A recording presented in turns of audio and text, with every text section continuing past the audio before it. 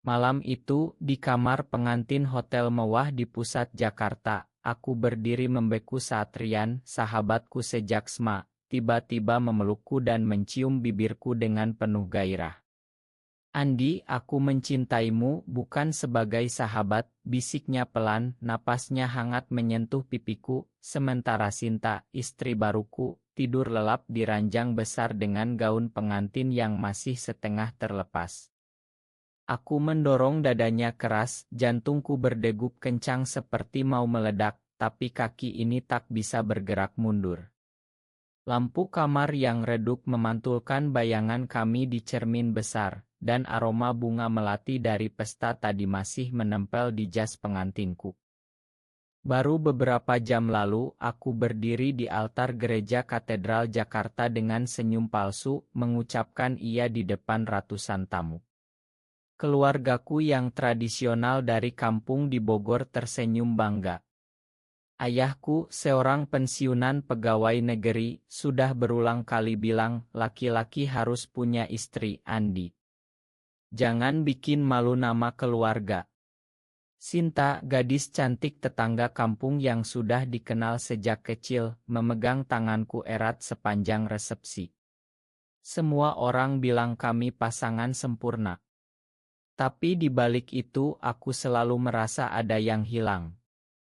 Rian datang sebagai pendamping pria terbaik, mengenakan batik hitam yang membuat wajahnya tampak lebih tajam.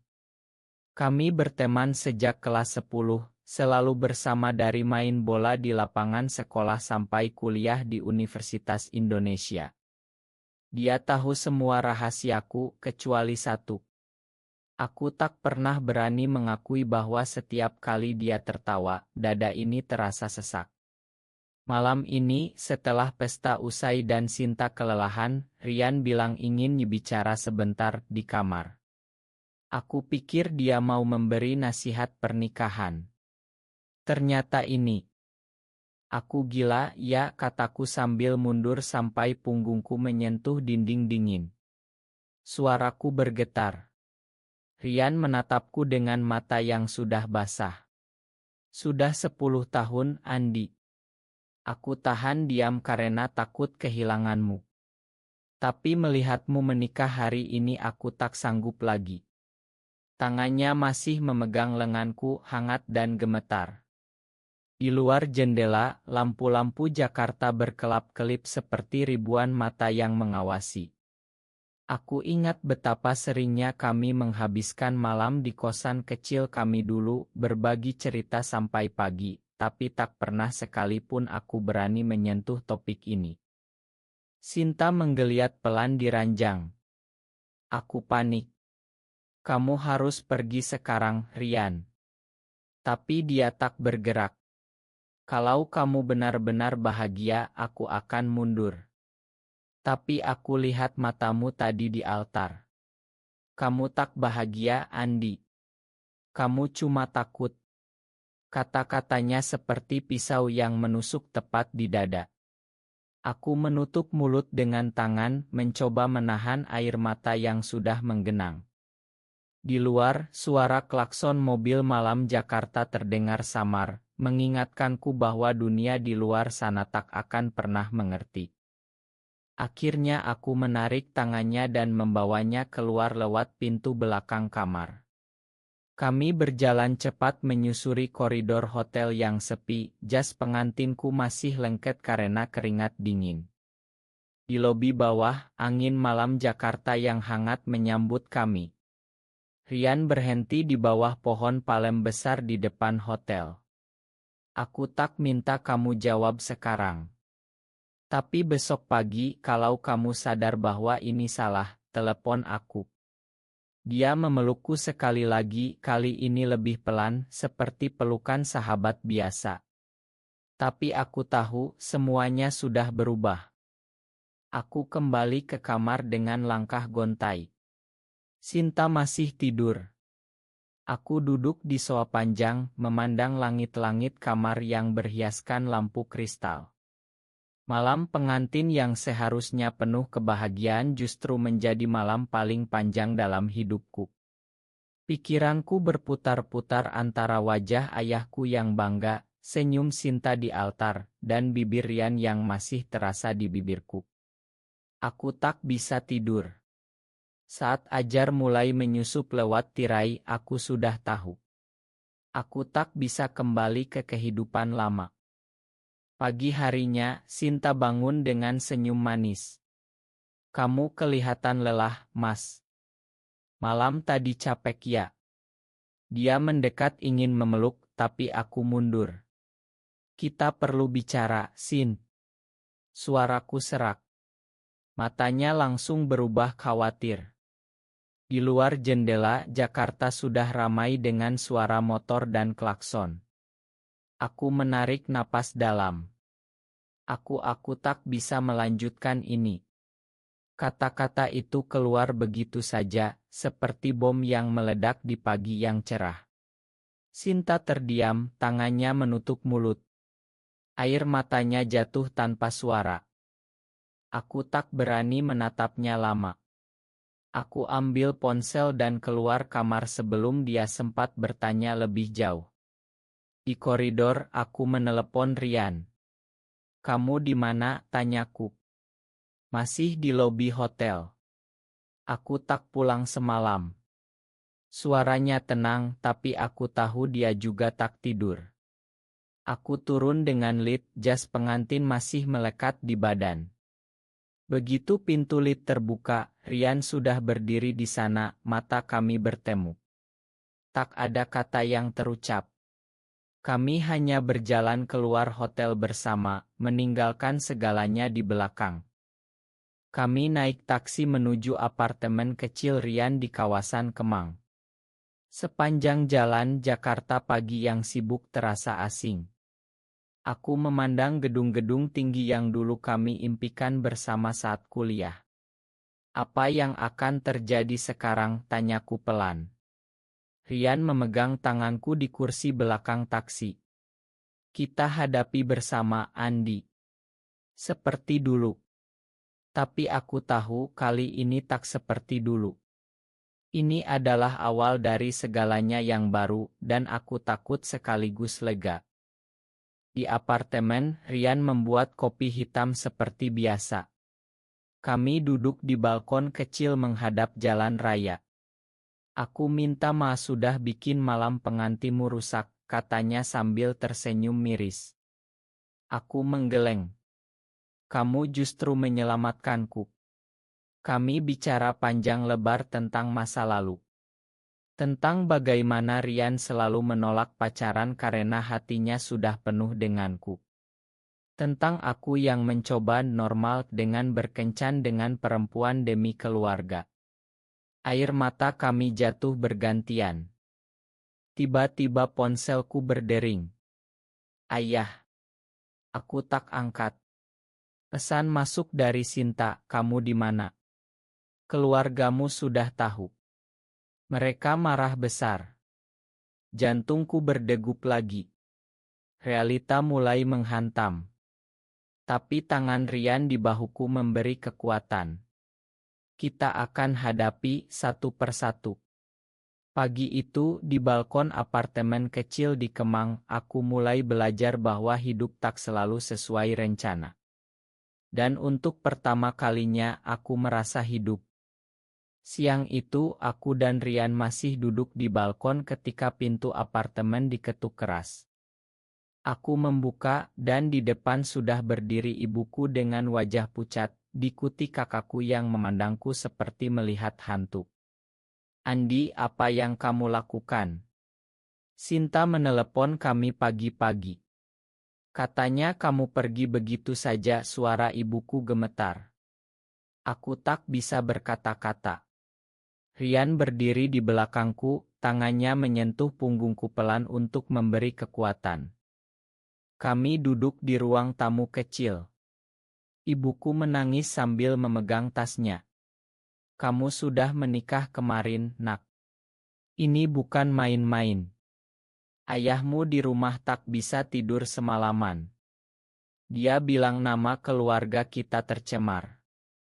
Kakakku menatap Rian dengan curiga. Kamu ini gara-gara dia ya. Rian diam saja, tapi aku tahu dia menahan marah. Aku tarik napas. Bu, aku tak bisa bohong lagi. Aku mencintai Rian. Bukan Sinta. Kata-kata itu keluar begitu saja, dan ruangan langsung hening seperti kuburan. Ibu terdiam lama. Air matanya jatuh ke lantai. Kamu gila, Andi. Di Indonesia ini, laki-laki seperti kamu orang akan bilang apa? Tetangga, saudara, gereja semuanya akan menjauhi kita. Kakakku berdiri tiba-tiba. Kamu egois. Pikirkan ibu, pikirkan ayah yang sudah tua. Kamu mau bikin mereka malu di kampung. Aku menunduk. Rian akhirnya bicara, suaranya tenang tapi tegas. Tante, saya tak paksa Andi. Ini pilihan dia sendiri. Tapi saya akan jaga dia. Pertengkaran berlangsung hampir 2 jam. Ibu memohon, kakak mengancam akan memutus hubungan. Akhirnya mereka pergi dengan pintu dibanting keras. Aku ambruk di sofa, menangis seperti anak kecil. Rian memelukku dari belakang. Kamu hebat, sudah berani bilang, bisiknya. Tapi aku merasa hancur. Malam itu aku tak bisa tidur lagi. Pikiranku penuh dengan wajah ayah yang pasti kecewa. Besoknya aku pergi ke kantor untuk ambil cuti. Bosku di perusahaan marketing di Sudirman menatapku aneh saat aku bilang ada masalah keluarga. Kamu baru menikah kemarin, Andi. Kok sudah cuti? Aku hanya tersenyum pahit. Di jalan pulang, aku mampir ke kai kecil di Kemang yang biasa kami kunjungi dulu. Di sana aku bertemu teman lama, seorang gay yang sudah terbuka, namanya Dika. Dia mendengarkan ceritaku dengan sabar. Banyak yang seperti kamu, Andi. Keluarga Indonesia memang berat. Tapi kalau kamu tak hidup untuk dirimu sendiri, kamu akan mati perlahan. Kata-katanya seperti angin segar. Pulang ke apartemen, Rian sudah masak nasi goreng sederhana. Kami makan sambil nonton film lama di laptop. Untuk sesaat, aku lupa masalah. Tapi ponsel terus berdering. Pesan dari Sinta, keluargamu datang ke rumahku tadi. Mereka minta aku sabar. Tapi aku tak sanggup, Andi. Aku mau cerai. Aku balas singkat, makan aku. Malam itu, Rian dan aku berbaring di kasur kecilnya. Tak ada yang terjadi selain pelukan hangat. Aku tak mau buru-buru, kataku. Dia mengangguk. Aku tunggu kamu siap. Hari-hari berikutnya berlalu seperti kabut. Aku pindah resmi ke apartemen Rian. Keluargaku tak mau bicara lagi. Ayahku kirim pesan panjang, kamu bukan anakku lagi kalau begini. Aku menangis di bahu Rian setiap malam. Tapi dia selalu ada, memasak, mendengarkan, bahkan ikut mencari psikolog online yang paham isu. Perlahan, aku mulai cerita tentang masa kecilku di Bogor, bagaimana aku selalu merasa berbeda saat teman-teman suka cewek. Rian cerita tentang bagaimana dia jatuh cinta pertama kali saat aku bantu dia belajar matematika di kelas 10. Suatu sore, kami jalan-jalan di Taman Suropati. Angin sepoi-sepoi, anak-anak bermain layang-layang. Rian pegang tanganku pelan di bawah pohon besar. Apapun yang terjadi, aku di sini. Aku merasa hangat untuk pertama kali setelah bertahun-tahun. Tapi di dalam hati, rasa bersalah masih menggerogoti. Apakah aku egois?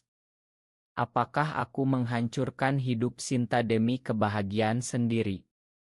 Pertanyaan itu tak pernah hilang. Beberapa minggu kemudian, aku mulai berani keluar dari apartemen lebih sering. Rian ajak aku ke komunitas kecil gay di Jakarta Selatan, pertemuan rahasia di sebuah kai tersembunyi di blok M. Di sana, aku bertemu banyak orang seperti aku, dokter, guru, bahkan anak pejabat. Mereka cerita tentang perjuangan mereka. Satu orang bilang, keluarga saya sudah tahu, tapi mereka pura-pura tidak. Lebih mudah begitu. Aku pulang dengan pikiran penuh. Malam itu aku buka album Oto lama di ponsel. Oto kami berdua saat liburan ke Bali tahun lalu, sebelum aku kenal Sinta. Rian tertawa lebar di pantai, tanganku di bahunya. Aku sadar, cinta ini sudah lama ada, aku hanya takut mengakuinya. Rian yang sedang baca buku di sampingku melirik. Kenangan, tanyanya lembut.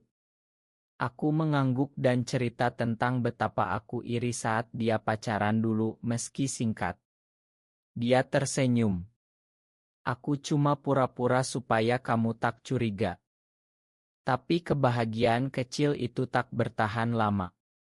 Kakakku datang lagi ke apartemen, kali ini bawa ayahku. Ayah duduk di sofa dengan wajah keras. Kamu mau hidup seperti ini? Tanpa masa depan? Tanpa anak? Suaranya dingin.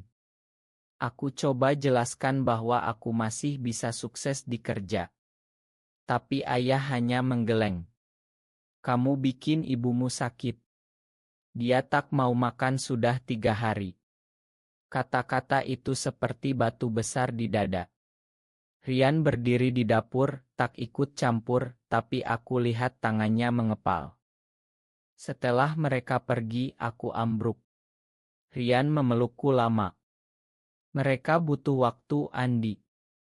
Kita beri mereka waktu. Tapi aku mulai ragu lagi. Aku hubungi Sinta untuk minta maaf secara langsung. Kami ketemu di kai dekat kantornya. Dia tampak kurus. Aku tak benci kamu, Andi. Tapi aku sakit hati. Kamu bohongi aku bertahun-tahun. Aku menangis di depannya. Aku bohongi diriku sendiri juga. Kami berpisah dengan pelukan singkat, dan aku tahu pernikahan kami resmi berakhir. Di kantor, gosip mulai beredar. Bos memanggilku ke ruangan. Ada yang bilang kamu punya masalah rumah tangga aneh. Kamu baik-baik saja. Aku jawab ya, tapi aku tahu karirku terancam. Malam itu, aku dan Rian duduk di atap gedung apartemen, memandang bintang Jakarta yang samar karena polusi. Kalau aku kehilangan kerja, bagaimana? Tanyaku. Rian pegang tanganku. Kita cari kerja baru bersama. Aku tak akan ninggalin kamu. Perlahan, aku mulai terima diri. Aku baca buku tentang identitas, ikut diskusi online dengan komunitas. Rian selalu sabar, tak pernah memaksa. Suatu malam, saat hujan deras mengguyur Jakarta, kami berbaring dan aku bilang pertama kali, aku mencintaimu, Rian. Bukan karena takut sendirian. Dia menangis bahagia. Tapi di luar sana, keluarga masih menekan. Ibu kirim oto lama kami waktu kecil, dengan tulisan ingat siapa kamu sebenarnya. Aku simpan oto itu di dompet, sebagai pengingat perjuangan. Bulan ketiga, hubungan kami semakin dalam. Rian ajak aku liburan singkat ke Bandung, naik kereta api pagi. Di Ila kecil di Lembang, kami duduk di teras menghadap gunung. Udara dingin, kopi panas di tangan. Di sini kita bisa bernapas lega, katanya. Kami bicara tentang masa depan, mungkin pindah ke apartemen lebih besar, mungkin Rian buka usaha kecil. Aku cerita mimpi masa kecilku ingin jadi penulis, bukan marketing. Dia dukung sepenuhnya. Tapi saat kembali ke Jakarta, masalah baru datang. Saudara jauh dari Bogor datang ke kantor, bilang ayahku sakit karena stres. Aku buru-buru pulang ke kampung. Di rumah tua itu, ayah berbaring di kamar, ibu menangis di samping. "Kamu puas sekarang?" kata ayah lemah. Aku duduk di lantai, memegang tangannya. "Pak, aku tetap anakmu. Aku cuma ingin bahagia." Ayah tak jawab, tapi matanya berkaca-kaca. Malam itu aku tidur di kamar lama. Rian kirim pesan setiap jam, "Aku di sini, tunggu kamu." Kembali ke Jakarta, aku dan Rian punya pertengkaran pertama. Aku bilang mungkin sebaiknya aku coba rujuk dengan keluarga dulu, sendirian. Rian marah. "Kamu masih takut orang tahu tentang kita?" Suaranya tinggi. Aku balas, "Kamu tak paham tekanan keluarga Indonesia. Kami diam berhari-hari. Apartemen terasa dingin." Akhirnya Rian datang ke kamarku malam-malam. "Ma, aku cuma takut kehilanganmu lagi." Kami berpelukan lama dan aku sadar, kesalahpahaman ini bagian dari proses. Kami mulai terbuka pelan ke teman-teman dekat. Dika dari komunitas bantu kami. Suatu malam kami ikut acara kecil di rumahnya. Aku lihat pasangan gay lain yang sudah bertahun-tahun bersama, menghadapi diskriminasi tapi tetap kuat. Aku pulang dengan semangat baru. Rian bilang kita bisa jadi seperti mereka. Krisis besar datang saat perusahaan aku karena restrukturisasi. Aku tahu itu alasan. Gosip sudah terlalu besar. Aku duduk di apartemen seharian, merasa gagal. Rian pulang kerja dan langsung memeluk. Kita mulai dari nol. Dia pakai tabungannya untuk bantu aku buka usaha kecil jualan online.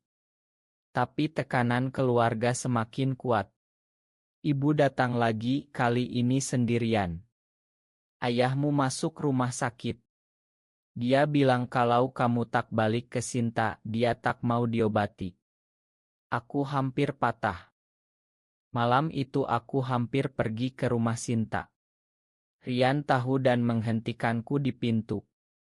"Jangan lakukan ini karena rasa bersalah. Kamu akan hancur." Kami bertengkar hebat, tapi akhirnya aku sadar dia benar.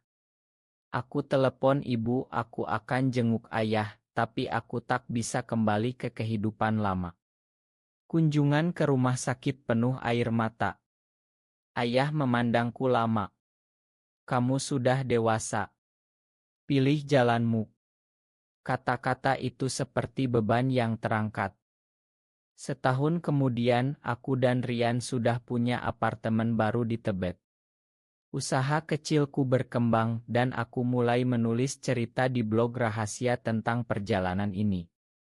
Keluargaku perlahan menerima meski tak pernah sebut nama Rian. Suatu malam di balkon apartemen baru, Rian berlutut dengan cincin sederhana. Mau menikah denganku meski tak ada kertas resmi. Aku tertawa sambil menangis, "Ya." Kami peluk di bawah langit Jakarta yang cerah. Hidup masih penuh tantangan, tapi aku sudah tak takut lagi. Aku belajar bahwa cinta sejati tak perlu sempurna, cukup nyata. Apakah menyembunyikan identitas demi keluarga adalah pilihan yang benar? Benar atau salah?